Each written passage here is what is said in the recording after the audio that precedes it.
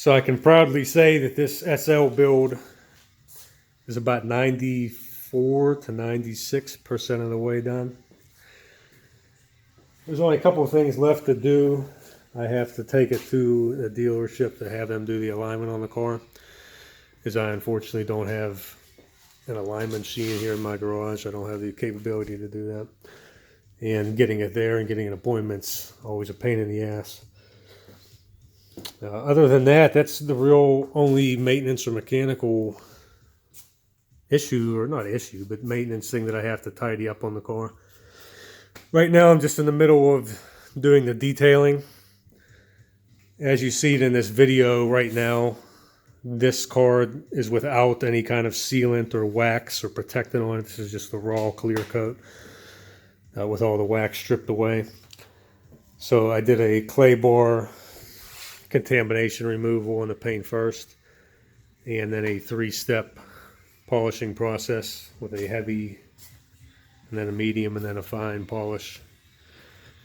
And if you take a look, I mean, the reflection in this, even without any kind of topping on it, or like I said, sealant or anything like that, is amazing. There's so much gloss and depth in the paint.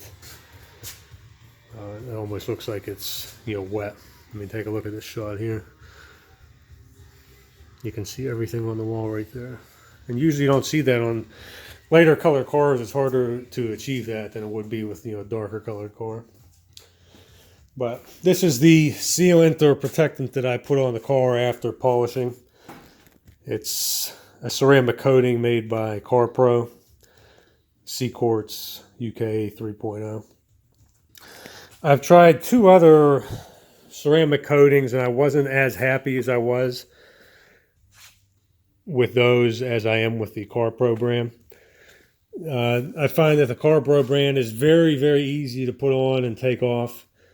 And the gloss and the durability is just honestly unmatched by anything that I've personally used on any other cars. And that's why I continue to use it. So this car will be getting 2 layers or 2 coats of this CarPro CK 3.0. So after I'm done with the detailing here, this will just be about wrapped up. And as you can kind of see from the title of this video, I just kind of wanted to talk about the dyno results from last week with this particular car. If you take a look at this graph here, chart from the dyno, you can see it made 588 horsepower and 631 pound-feet of torque.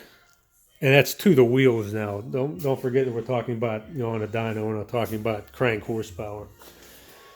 If you don't know the difference between engine horsepower and wheel horsepower, I try to explain to you in layman's terms. Whenever you have it on a dyno, it's actually measuring the power output from the engine through the drivetrain, and then in this case out at the rear wheels. So that's telling you what the rear wheels are actually putting down to the rollers on that machine, which is always going to be less than what the engine is actually making. So when a manufacturer says, let's take BMW for example, let's say they have a new 3 Series and they advertise it at 300 horsepower and 300 foot-pounds, they're telling you what that engine is making by itself. They're not accounting for the transmission, the torque converter if it's equipped with one, and also driving the wheels, whether it's front wheel, all wheel, or wheel drive, which you lose power from the engine to do that, to power those wheels. And then if it has accessories, serpentine belts, driving air conditioning, you know, that type of stuff with pulleys, you're also losing power there. So to make it short, each car is losing power from the engine by the time it reaches the rear wheels here. And in this case, I choose to say 20%. I mean, you could say anywhere from 15 to 25% drivetrain loss on cars, but it's whether it's all-wheel drive, front-wheel drive, rear-wheel drive, whether it's a DCT transmission, a manual transmission. I chose the middle ground just because it's an older 5-speed transmission with a torque converter. If it was a newer DCT transmission or a manual transmission, you could go to the lower end and say 14%, somewhere in that range. But if you take the numbers of that dyno chart, 588 and 631, and you times those by 20%, you get somewhere around 700 horsepower and 750 foot-pounds of torque that this engine is actually making. And that's up from the factory 493 and 516, I believe. Don't quote me on that. So it's a considerable jump. I mean, it's a lot of power for this car, honestly. And it feels that way on the road. I mean, it's fun to drive. It's raw. It's visceral. The power is immediate. There's zero delay, zero lag. I mean, even with the slightest stab of the throttle, it's throwing you back in the seat. And that's the reason why I love these SLs so much, in particular this motor with the supercharger on it, is because the way it delivers its power. Honestly, that's what makes a car fun to me personally. I've driven a lot more expensive cars and owned a lot more expensive cars that have more power. There's usually rely on turbos, such as the SL55 with its V12 twin turbo, or very modified GTR. Those cars make a ton of power. They put it down well. Well, I should say the GTR puts it down well. But the way they deliver power, I don't care if it's a brand new McLaren or an older Subaru with a turbo on it. Every turbo has some type of lag, whether it's a large amount of lag or it's a small amount of lag. And by lag, I mean how long it takes for that turbo to spool up before it's actually delivering that power. There's always some type of delay, whether it's a half a second, or it's a tenth of a second, or it's a second. So it takes that time for that turbo to spin up. You're going to feel some type of disconnect with the car about it whenever you put your foot down and when the car starts moving. And to me personally, I don't like turbo cars. I've driven, like I said, fast turbo cars, and they're fun on the top end, and on the highway especially. But if you're around city driving and daily driving, there's nothing that compares to a car with a supercharger on it, as that power is immediate and very responsive. So, like I was saying, 700, 750, very wide, very out there guess of what the car is making. You can determine that from yourself by using any, like I said, 15 to 25%. Different dynos do measure differently. On a Mustang dyno, it measures much lower on any car. Dyno jets are one of the higher, but that's kind of the standard that people use, dyno jets. And I'm lucky enough to have over a dozen other SLs that I've modified and owned that I put on this same dyno before. And I usually make somewhere around 520 and 580 with the modifications that I did to them. So to gain another 60, 70 wheel horsepower is incredible. Honestly, I don't know if this car is just a factory freak or if what I've done to it helped it that much. And to back that up, whenever I'm done with this car, it's going to have the same exact modifications that this one has. So if I put it on and it makes approximately the same power, then I know I'm doing something right. So I'm going to walk through a couple of the modifications that I did do differently to this particular car here. I'll pop the hood here and show you what's going on. See, the inside's all cleaned up as well. Looks like brand new in there now. I wanted to concentrate more on the cooling of the car. And by cooling, I'm talking about the supercharger cooling. As this car is very easy, even in stock form, to have it heat soak and get your intake air temperatures up very high, and you start losing power actually because your intake temps are very hot. I didn't want to add anything like methanol injection though, and the reason being I have a couple of friends that have cars with methanol injection, and I like to go on long trips when it's nice out in the summer. I'll take a 300-mile trip, stay the night somewhere, stay the weekend, whatever, and drive back. So I'll put 600 miles on a weekend on any of these cars, and I don't want to be bringing around a big jug of methanol everywhere I go. And methanol does work very well, there's no doubt about that, but if you run out of methanol during a pull, your car is going to go super lean, and you have a possibility of catastrophic effect on your engine, or you're always going to be stopping to fill up that methanol tank to keep those air intake temps down. And I know a lot of people don't want to do that. They just want solid, reliable power, without any kind of that fuss of doing that. The other option is to add the cooling system, which takes the air conditioning air and then circulates that through the air intake. And that's honestly a very good solution. It is. But you lose some of the effects of the air conditioning in the car. So it takes a lot longer for the car to cool down in the summer, and it may not get quite as cold, as it usually would, because it's using that air that should be going into the cabin to plumb into the intake. And some people, heavily rely on that air conditioning, especially in a super hot state.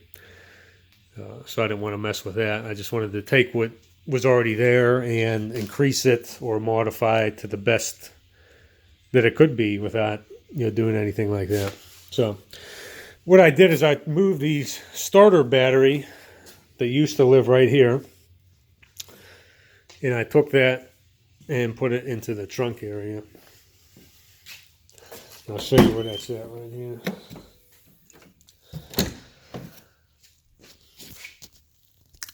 So that's this Braille battery right here. This is an AGM battery, just like the factory consumer battery that Mercedes puts in for all the electronics and computers, which is right here.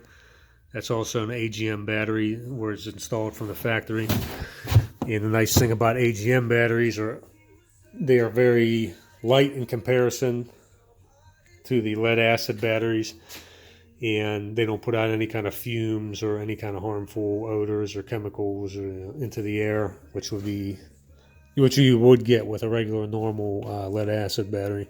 So having this in the trunk, it doesn't take up much space at all. I did the wiring as neat as I could, keeping this lead wire here short as possible to the actual battery. And then I used 1/0 gauge cable from the starter, from the fuse block, which is up front here. I just removed the original wiring and then reinstalled my newer wiring. So it's coming out of the same location as it would for the factory installed battery, which was right here originally. And I just upgraded that wiring to a 1/0 gauge cable and ran that from the same location through the vehicle and underneath of the carpet, underneath of the seat, and took that all the way through the car so you can't see any of it. It's all hidden. And I followed the lead for the consumer battery in the rear here, so everything's tucked in nice and neat. It's not pinched anywhere, and it's never going to have any issues because I just followed the lead for that battery, like I said, the original Mercedes routing pattern. So I put that battery back there, and also I put a circuit breaker at the end here.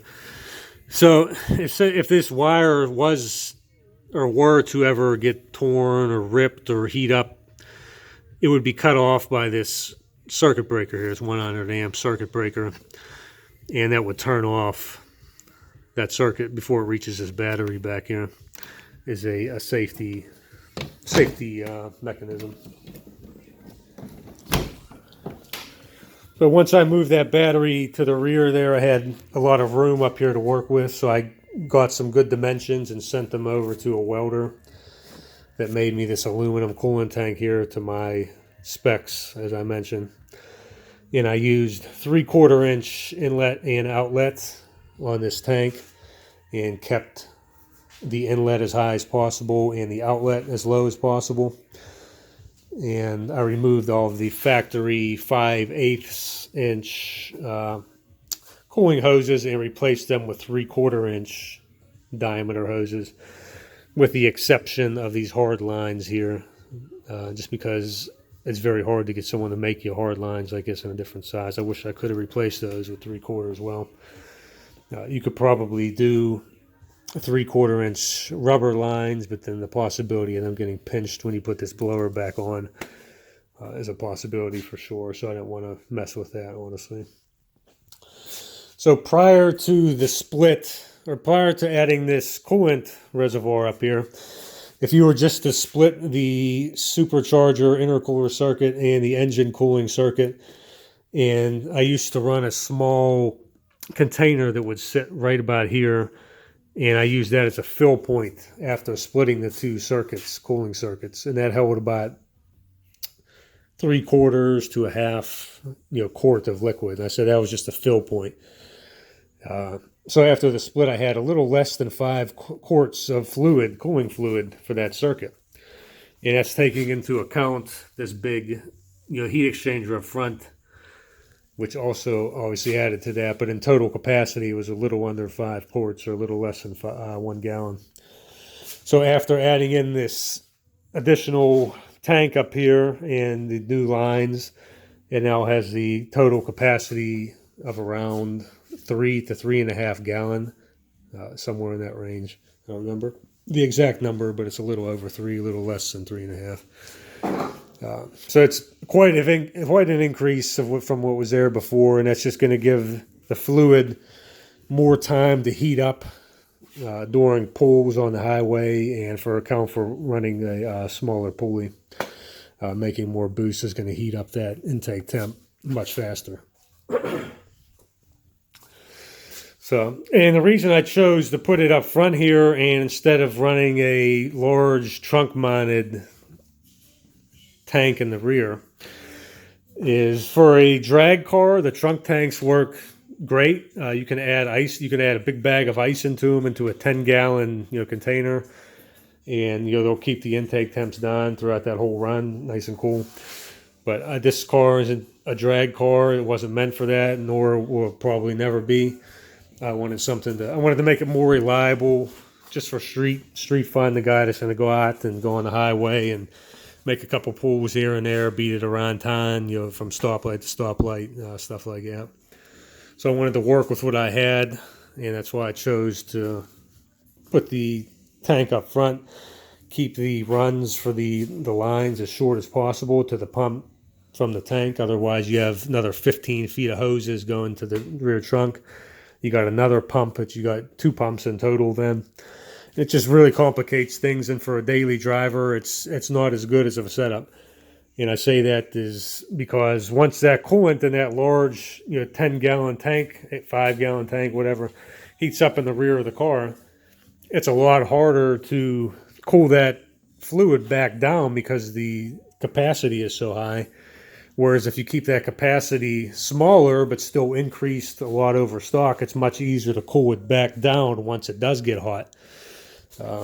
Since you have a lower volume of fluid to go through and pass across this heat exchanger, and then the heat exchanger behind that as well. I've read a thread on a CTSV forum of a guy that was doing some testing with a trunk tank, a engine bay tank, and then a small 3/4 liter fluid container like I originally had. And he had obtained the best results with just using a medium-size coolant tank and using the biggest pump that he could find. And that's kind of what I wanted to mimic, and that's what I accomplished here. I'm still using the Pierberg pump, or Pierberg, and I may eventually switch to the Stort EMP pump just to try it. I've always wanted to, but they suggest you use 1-inch coolant lines with that pump, which would be a little harder to run on this car in some of these tight spaces down in this area here. So that's what I did for the cooling. This car is also running a 72 millimeter clutched pulley instead of the 77, which I usually run. And it also has that custom intake, which I made a video on before, which routes the air filters down in front of the car, in front of the bumper here and behind the grill, which will eventually go here once I'm done detailing. So yeah, like I said, it made fantastic power on the road. It feels fantastic. I have no complaints about how it drives. It really is a ride to drive. So that's about all that's going on here. I picked up an Audi S5 as well, the V8 variant with the 4.2 liter V8. And I'm going to probably start that one next, but I'll be done with that one quickly. I'd say maybe a week and a half at the most. I'm just going to throw some wheels on that, an exhaust, detail it, maybe a flat bottom steering wheel, and a couple of little cosmetic touches. There's not much to do with that car in terms of modifications, being that it's naturally aspirated. And then it'll be on to finish this SL, which I'm already kind of far on. I'd say I'm maybe 50 to 60% of the way done with this one, even though it doesn't look like it. It hasn't been washed since the day I got it, so it's filthy and I got parts everywhere. But that's the update on this guy here. And if you have any questions, comments, concerns, whatever, leave them in the comments down below or shoot me an email. Hope everyone's having a great Christmas. Take care.